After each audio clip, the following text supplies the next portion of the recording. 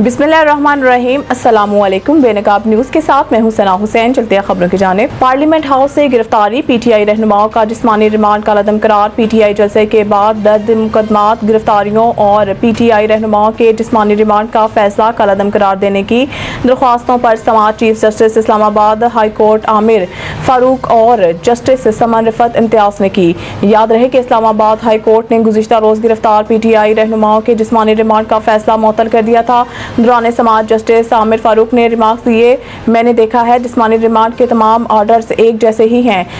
State को जवाब देने दें कि ऐसा क्या हो गया था कि 8 रोज़ का रिमांड दिया गया। ये तो ऐसा अमल है जिसकी कोई मिसाल नहीं मिलती हो। हमने देखना है आखिर क्या हुआ जो 8 रोज़ का जिस्मानी रिमांड हो गया।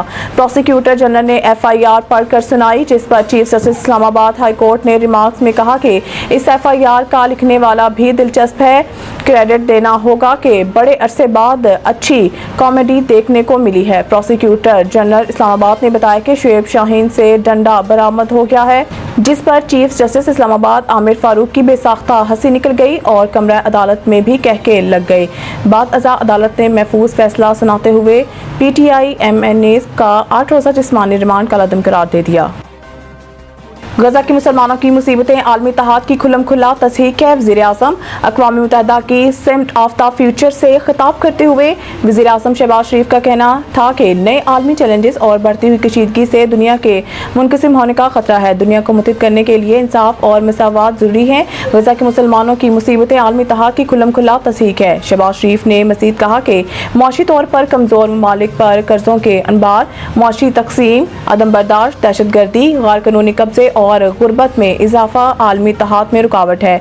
पायदार तरक्की के अहदाफ के हसूल के लिए आलमी माशी ढांचे की इस्लाहात ज़रूरी है। रियायती कर्जे, तरक्याती मावनत और तरक्याती बैंकों से कर्जों में इजाफा माशी तौर पर कमज़ोर ममालिक में पायदार तरक्की के लिए मावन साबित हो सकते हैं। आलमी बरादरी को तरक्याती सरमायाकारी की जदीद तरीकों के बारे में सोचना होगा। क्रॉस बॉर्डर दहशतगर्दी वफाकी मसला है जिसमें वो बुरी तरह नाकाम है। मशीर इत्तलात पख्तूनख्वा गवर्नर पख्तूनख्वा फैसल करीम कुंडी और वज़ीर दफ़ा ख्वाजा आसिफ के बयान पर रद्द-ए-अमल का इज़हार करते हुए बैरिस्टर सैफ ने कहा है कि जिस पार्लियामेंट से ख्वाजा आसिफ अली अमीन गन्नापुर के खिलाफ बयान दे रहे हैं, पहले इसकी इज्जत तो बहाल करें। फेडरेशन पर हमला अली अमीन गन्नापुर ने नहीं किया बल्कि हमला 10 सितंबर को हुआ था। बैरिस्टर सैफ ने कहा है कि वज़ीर दफ़ा बॉर्डर की हिफाजत करते तो अली अमीन गन्नापुर को खुद अफगानिस्तान से बातचीत की जरूरत ना पड़ती। उन्होंने कहा है कि ख्वाजा जहरीला हर वक्त जहर उगल रहा है, वो खुद भी कुछ नहीं कर सकते और दूसरों को भी नहीं करने देते। क्रॉस बॉर्डर दहशतगर्दी वफाकी मसला है जिसमें वो बुरी तरह नाकाम है।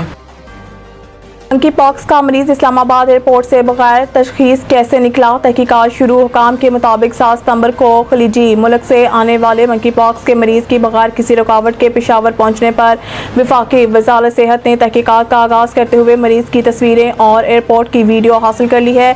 हकाम ने मामले पर मुतासरा मरीज से भी मिलने और मज़ीद तहकीकात का फैसला किया है।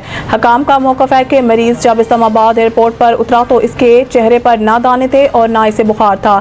ये जानने की कोशिश कर रहे हैं कि आया बॉर्डर हेल्थ सर्विसेज के अमले ने कोई कोताही की या नहीं। मरीज के साथ पाकिस्तान पहुंचने वाले और दीगर अफराद की कॉन्टैक्ट ट्रेसिंग भी जारी है। मजीद बराह मंकी पॉक्स के हवाले से आलमी इदारा सेहत का कहना है कि मंकी पॉक्स 121 ममालिक में फैल चुका है और इस साल 500 अफराद इससे हलाक हो चुके हैं।